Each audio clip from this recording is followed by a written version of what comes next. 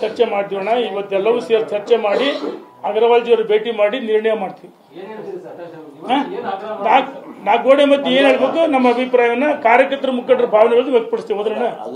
ಅಗರ್ವಾಲ್ ಅವರಿಗೆ ಭೇಟಿ ಮಾಡಿ ನಮಗೆ ರಾಷ್ಟ್ರೀಯ ಅಧ್ಯಕ್ಷರನ್ನ ಭೇಟಿ ಮಾಡ್ಲಿಕ್ಕೆ ಅವಕಾಶ ಮಾಡಿಕೊಡಿ ಅಂತ ಅವ್ರನ್ನ ವಿನಂತಿಸ್ತೇವೆ.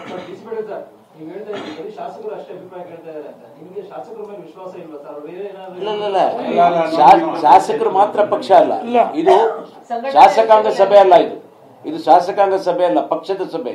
ಪಕ್ಷದ ಸಭೆ ಅಂತ ಹೇಳಿದ್ರೆ ಪಕ್ಷದಲ್ಲಿ ಸಂಘಟನೆಯಲ್ಲಿ ತೊಡ್ಕೊಂಡಿರುವಂತಹ ಶಾಸಕರು ಇರ್ಬೋದು, ಮಾಜಿ ಶಾಸಕರು ಇರ್ಬೋದು, ಮಾಜಿ ಸಂಸದರು ಇರ್ಬೋದು, ಪಕ್ಷದ ಅಧ್ಯಕ್ಷರು ಇರ್ಬೋದು, ಅವರೆಲ್ಲರನ್ನು ಕೂಡ ಪರಿಗಣನೆ ತಗೋಬೇಕಾಗ್ತದೆ. ಇಷ್ಟೇ ಜನರ ಅಭಿಪ್ರಾಯದ ಮೇಲೆ ಯಾವುದೇ ಒಂದು ನಿರ್ಧಾರ ಮಾಡೋದಾಗ್ಲಿ, ಒಂದು ತೀರ್ಮಾನ ಮಾಡೋದು ಸರಿಯಲ್ಲ.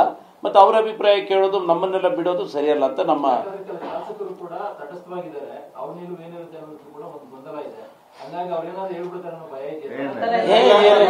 ಅವ್ರು ನಮ್ಮವ್ರು ಆತರ ಏನಿಲ್ಲ.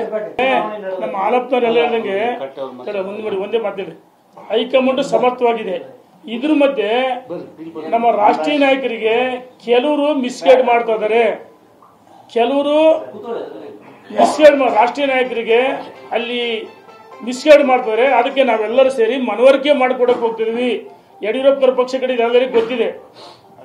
ವಿಜೇಂದ್ರ ಸಮರ್ಥವಾಗಿ ಅಸಮರ್ಥಲ್ಲ, ವಿಜೇಂದ್ರ ಸಮರ್ಥದ ಬದಲಾವಣೆ ಪ್ರಶ್ನೆ ಇಲ್ಲ. ಬದಲಾವಣೆ ಹೇಳ್ತೀವಿ, ಟೈಮ್ ಬಂದಾಗ ಹೇಳ್ತೀವಿ ಯಾರು ಅಂತಂದು ಅಣ್ಣ.